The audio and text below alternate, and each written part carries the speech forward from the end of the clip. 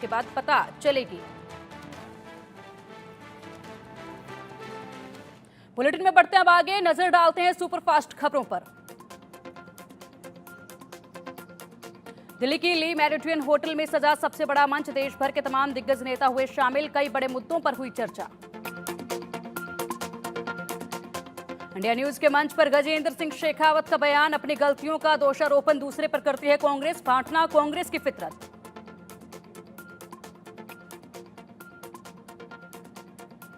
India news के मंच पर बोले केंद्रीय मंत्री पीयूष गोयल, गैर बीजेपी शासित राज्यों को प्राथमिकता दी, बीजेपी सरकार कभी राज्यों में भेदभाव नहीं करती, विपक्ष की बालक बुद्धि को समझना मुश्किल है।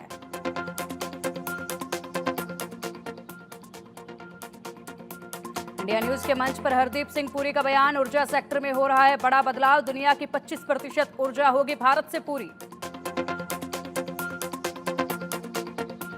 इंडिया न्यूज पर राजनीति के सबसे बड़े मंच में शामिल हुए केंद्रीय मंत्री ज्योतिरादित्य सिंधिया, कहा पिछले 10 सालों में बड़े परिवर्तन आए, आज भारत 5वीं बड़ी आर्थिक शक्ति बना। इंडिया न्यूज के मंच पर प्रहलाद जोशी का बयान, एनर्जी सेक्टर में भारत दुनिया का बना लीडर, हमारा बजट विकसित भारत का बजट, राहुल गांधी कर रहे हैं तकहीन बातें।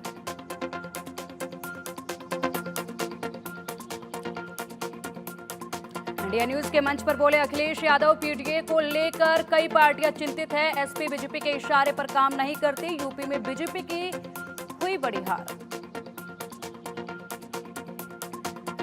देश के सबसे बड़े मंच इंडिया न्यूज के मंच पर बोले राज्यसभा सांसद त्रिवेदी, राहुल का काल आते ही कांग्रेस के सितारे गिरे, तीसरी बार में भी कांग्रेस नहीं ला पाई 100 सीटें। इंडिया न्यूज के मंच पर राजेंद्र नगर हादसे पर बोले मनोज तिवारी, यह हादसा नहीं हत्या है, दिल्ली में नाले साफ नहीं हो रहे हैं और ना ही सड़कें बन रही हैं, जेल से केजरीवाल नहीं ले रहे कोई एक्शन।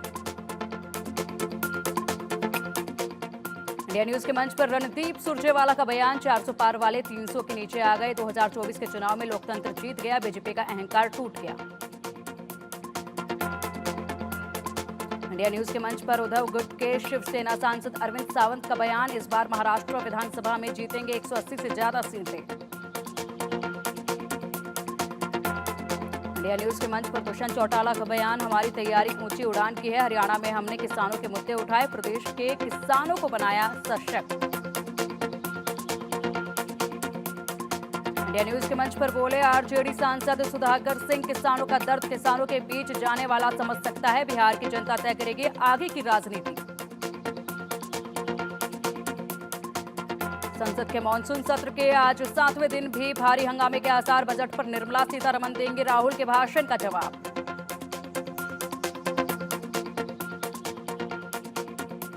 बजट को लेकर चर्चा में संसद में राहुल गांधी का 43 मिनट का भाषण, एनडीए सरकार पर साधा निशाना, बजट बेरोजगारी महंगाई अग्निवीर जैसे मुद्दों पर बोले। केंद्रीय संसदीय कार्य मंत्री किरण रिजिजू का राहुल गांधी पर निशाना, बोले राहत बजट की चर्चा करने के बदले कर रहे थे गैर जिम्मेदाराना बातें, राहुल ने नहीं रखा अपने पद की गरिमा का ख्याल। यूपी विधानसभा के मानसून सत्र का हंगामेदार आगाज, बीजेपी विधायक दल की बैठक में सीएम योगी के साथ दोनों डेप्यूटी सीएम भी शामिल हुए।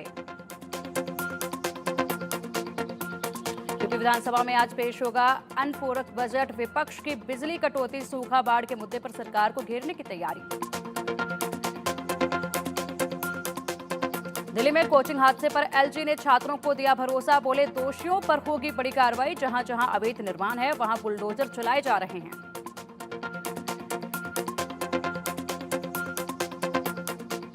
कांग्रेस नेता सुवेदकांत साहे बोले झारखंड में होगा हेमंत सोरेन के नेतृत्व में चुनाव, हमारी सरकार राज्य में चलेगी पूरे 5 साल।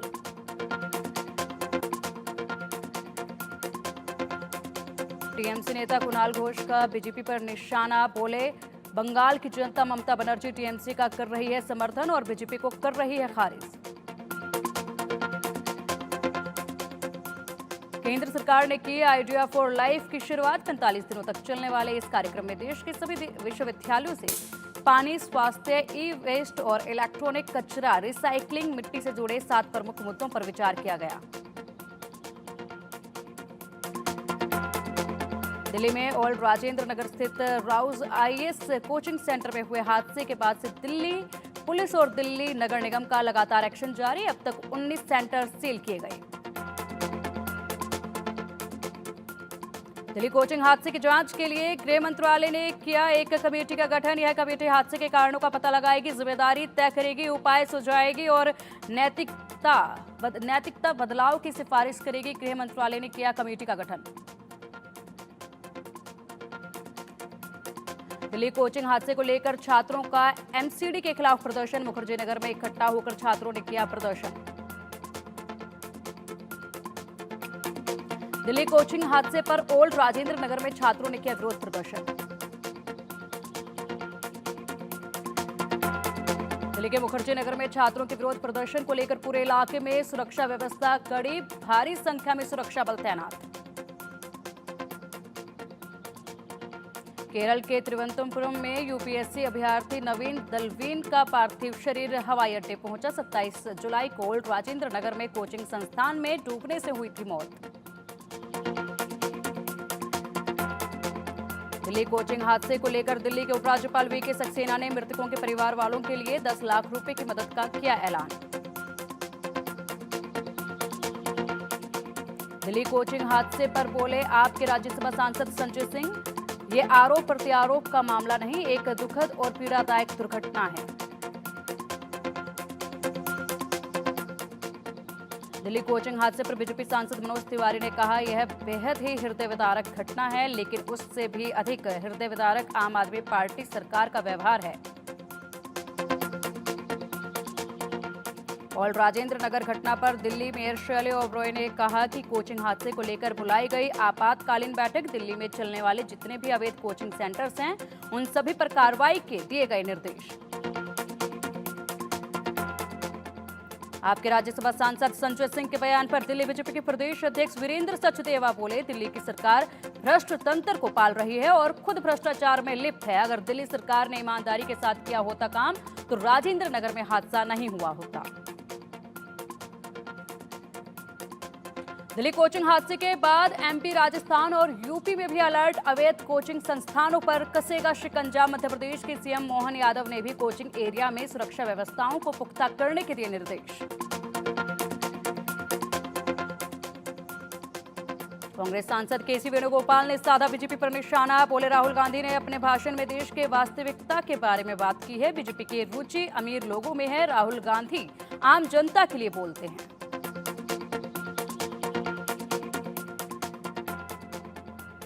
केंद्रीय मंत्री अश्विनी वैष्णव का राहुल गांधी पर निशाना। कहा, नेता प्रतिपक्ष बोले होते हुए संसद में जिस तरह की भाषा का वो उपयोग करते हैं वह बहुत ही दुख की बात है।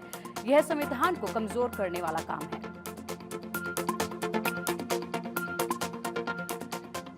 समाजवादी पार्टी सांसद अवधेश प्रसाद ने राहुल गांधी के संसद में दिए भाषण पर कहा, राहुल गांधी अनुभवी नेता हैं, नेता प्रतिपक्ष हैं, इसलिए उनके भाषण की आलोचना करना या उसमें कमी निकालना ठीक नहीं है। राहुल गांधी के बयान पर छत्तीसगढ़ के सीएम विष्णुदेव साय बोले, अब राहुल गांधी की बातों में नहीं रहा कोई वजन। नेता प्रतिपक्ष होने के कारण उन्हें जिम्मेदारी से करनी चाहिए बात। हिमाचल प्रदेश सरकार में मंत्री विक्रमादित्य सिंह बोले, हिमाचल प्रदेश में मानसून में इस बार पिछले साल जितना नुकसान नहीं। बंद सड़कों को खोलने का काम है जारी। आपदा में हमें कोई भी सहायता केंद्र सरकार की तरफ से नहीं मिली। ओडिशा के मुख्यमंत्री मोहन चरण मांझी ने दिल्ली में की रेल मंत्री अश्विनी वैष्णव से मुलाकात। कई मुद्दों को लेकर हुई चर्चा। ओडिशा के पूर्व मुख्यमंत्री और ओडिशा विधानसभा में विपक्ष के नेता नवीन पटनायक का ओडिशा सरकार पर निशाना। बोले, राज्य बीजेपी ने कहा था कि वे बदलने वाला बजट पेश करेंगे, लेकिन उन्होंने केवल नाम बदलने वाला बजट पेश किया। हरिद्वार एसएसपी परमेंद्र सिंह डोभाल बोले, कावड़ यात्रा की तैयारियों के निरीक्षण के लिए आ रहे हैं सीएम। सीएम के आने से पुलिस प्रशासन की टीमों का भी बढ़ेगा मनोबल। राजस्थान के बजट पर राजस्थान कांग्रेस अध्यक्ष गोविंद सिंह डोटासरा का राज्य सरकार पर निशाना। बोले, बजट में कोई ढंग की घोषणा नहीं, कोई विजन नहीं नजर आया। गुजरात के डांग जिले के सापुतारा शहर में गुजरात पर्यटन मंत्रालय का मानसून महोत्सव शुरू। महोत्सव के मेगा मल्हार 2024 में हुई सांस्कृतिक प्रस्तुति। 8वें सिख गुरु हरकृष्ण साहिब जी की जयंती के अवसर पर अमृतसर में श्री हरमिंदर साहिब में आतिशबाजी हुई और दीपमाला सजाई गई। तेलंगाना के हैदराबाद में लोगों ने लिया पोनालू उत्सव में हिस्सा। पोनालू हिंदू देवी महाकाली को समर्पित 1 महीने तक चलने वाला लोक उत्सव है। 4 अगस्त तक चलेगा ये उत्सव। छत्तीसगढ़ के राज्यपाल विश्वभूषण हरिचंदन ने जगन्नाथ मंदिर में पूजा अर्चना की। देश के कई राज्यों में बाढ़ बारिश का कहर। हिमाचल में बादल फटने से 80 सड़कें बंद। महाराष्ट्र के कोल्हापुर में पुणे बेंगलुरु राष्ट्रीय राजमार्ग के शिवाजी पुल और सर्विस रोड पर बाढ़ के पानी के कारण लोगों को परेशानी का सामना करना पड़ रहा। गुजरात के महेसाणा में शहर के कई हिस्सों में बारिश के बाद जलभराव, लोगों को परेशानी। पेरिस ओलंपिक के पुरुष साइकिल मैच में नोवाक जोकोविच ने राफेल नडाल को सीधे सेटों में हराया। 1-6, 4-6 से हराकर जोकोविच ने तीसरे दौर में प्रवेश किया। पेरिस ओलंपिक के तीसरे दिन पदक जीतने के मामले में भारत के लिए रहा सूखा दिन। भारतीय टीम नहीं जीत सकी कोई पदक। पेरिस ओलंपिक में हारने के बाद भारतीय टेनिस दिग्गज रोहन बोपन्ना ने कर दी संन्यास की घोषणा। पुरुष युगल टेनिस के पहले दौर में हारने के बाद किया ऐलान। संन्यास लेने के बाद बोले बोपन्ना, 22 सालों तक टेनिस में भारत का करूंगा प्रतिनिधित्व, ये सपने में भी नहीं सोचा था। मुझे इस पर गर्व है। रोहन बोपन्ना साल 2026 में होने वाले एशियाई खेलों से भी बाहर रहेंगे और बोपन्ना ने पहले ही डेविस कप से भी संन्यास की घोषणा कर दी है। इंडियन शूटर मनु भाकर और सरबजोत सिंह की मिक्स्ड टीम आज ओलंपिक के चौथे दिन 10 मीटर एयर पिस्टल स्पर्धा में कांस्य पदक के लिए भिड़ेंगे। मनु भाकर और सरबजोत के सामने आज कांस्य के लिए दक्षिण कोरिया की ओह ये जिन और ली वोनो की जोड़ी खेल के मैदान में उतरेगी। ओलंपिक खेलों के तीसरे दिन भारत के स्टार शूटर अर्जुन बाबूता पदक से चूके। पुरुषों की 10 मीटर एयर राइफल में 208.4 स्कोर करने के बावजूद पदक से चूके। पुरुषों की 10 मीटर एयर राइफल में चीन के शेंग लिहोवा ने रिकॉर्ड स्कोर के साथ गोल्ड पर किया कब्जा। स्वीडन के विक्टर लिंडग्रेन ने जीता ब्रोंज मेडल। महिला 10 मीटर एयर राइफल महिला इवेंट में 7वें स्थान पर रही रमिता। हालांकि उन्होंने शुरुआत तो अच्छी की थी, लेकिन दूसरी सीरीज में वह पिछड़ गई, जिसके बाद वह मैच में वापसी नहीं कर पाई।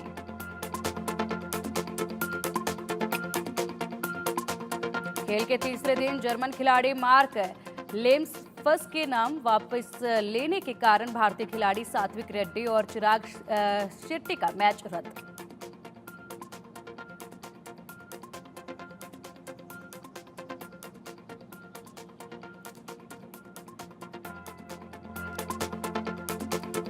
हॉकी पूल बी के मैच में सोमवार को भारतीय पुरुष हॉकी टीम ने अर्जेंटीना से 1-1 से मैच ड्रॉ खेला। वहीं आज मंगलवार को टीम इंडिया का आयरलैंड से होगा महामुकाबला।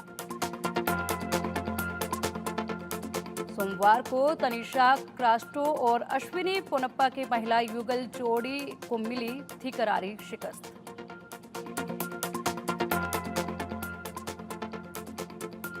पेरिस ओलंपिक के चौथे दिन 5 स्पर्धाओं में उतरेगी भारतीय टीम। निशानेबाजी, हॉकी, तीरंदाजी, बैडमिंटन, मुक्केबाजी के खेल में भारतीय टीम के से पदक जीतने की उम्मीद। निशानेबाजी की स्पर्धा में आज ट्रैप क्वालिफिकेशन में भारतीय खिलाड़ी पृथ्वीराज, श्रेयसी सिंह और राजेश्वरी कुमारी आजमाएंगे हाथ। आज शाम 5:15 पर तीरंदाजी के महिला व्यक्तिगत एलिमिनेशन राउंड में अंकिता भक्त का मुकाबला पोलैंड की वियोल्टा मिसोजोर से होगा। आज शाम 5:30 बजे तीरंदाजी के महिला व्यक्तिगत एलिमिनेशन राउंड में भजन कौर का मुकाबला इंडोनेशिया की सिफा निराफिफा कमल से होगा। आज शाम 7:16 पर मुक्केबाजी के में पुरुष 51 किलोग्राम राउंड ऑफ 16 के मुकाबले में भारतीय खिलाड़ी अमित पंघाल का मुकाबला जिम्बाब्वे के पैट्रिक चिनियम्बा से होगा। आज रात 9:25 पर मुक्केबाजी के महिला 57 किलोग्राम राउंड ऑफ 32 के मुकाबले में भारतीय खिलाड़ी जैस्मिन लिम्बोरिया का मुकाबला जैस्मिन लिम्बोरिया का मुकाबला आज होगा।